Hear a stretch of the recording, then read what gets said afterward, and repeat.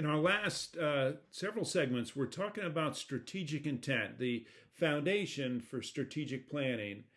The first component of strategic intent are our core values.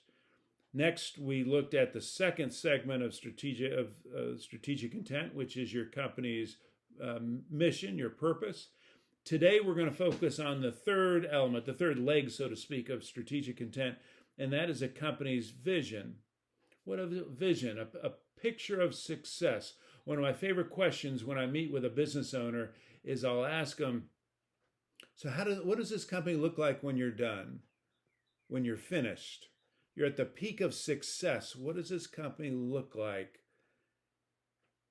When they're writing about you in the Wall Street Journal and you've surpassed your dream for this business, what does a company look like? When you've won a championship, so to speak, what does the company look like?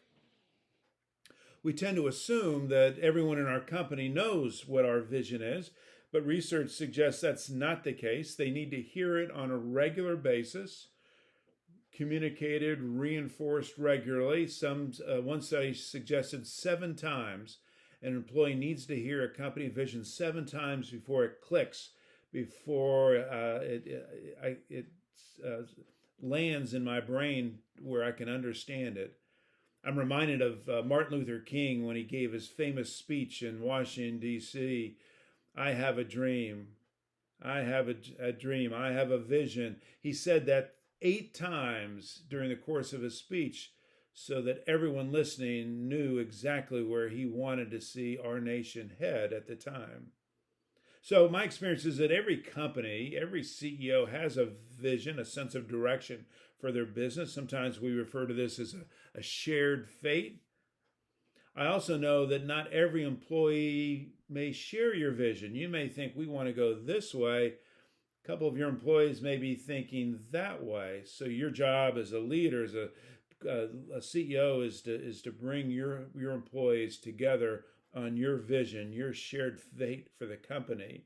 When I think of vision, I often think of a jigsaw puzzle. I love working on jigsaw puzzles.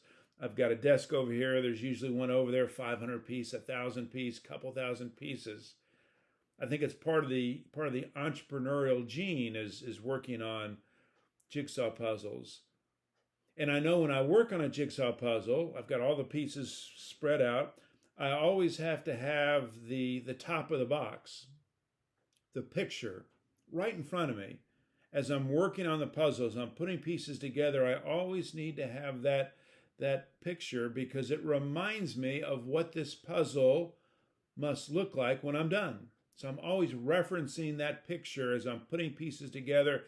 Vision for a company works the same way. It's constantly reminding us of where is it that we're going with this company.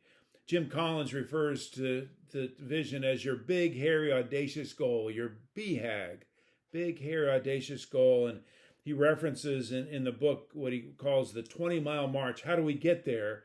We establish what is our 20-mile march. What is it we have to do on a regular basis to achieve this vision? And he says the following about the big, hairy, audacious goal. He says, number one, it should be the basis of extraordinary human effort. Extraordinary human effort. It's going to take a lot of work to get there.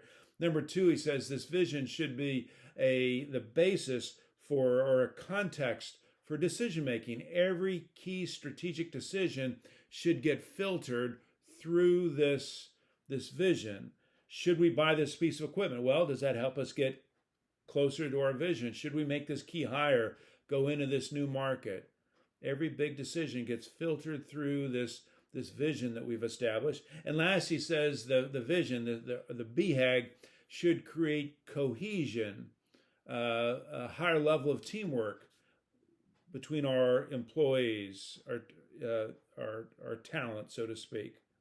Simon Sinek, the best-selling author, his most recent book is called The Infinite Game, and he describes vision as your just cause. What is your just cause? He says this is a specific vision of a future state that does not yet exist. Just cause. Specific vision, picture of a future state that does not yet exist. There are a number of different types of vision statements. One is referred to as a target. Target vision statement is saying, okay, we want to get to $100 million in revenue. We want to get to 50 locations. We want to become the largest retailer of this product in our market. Target vision statement. There's also what's called a common enemy vision statement.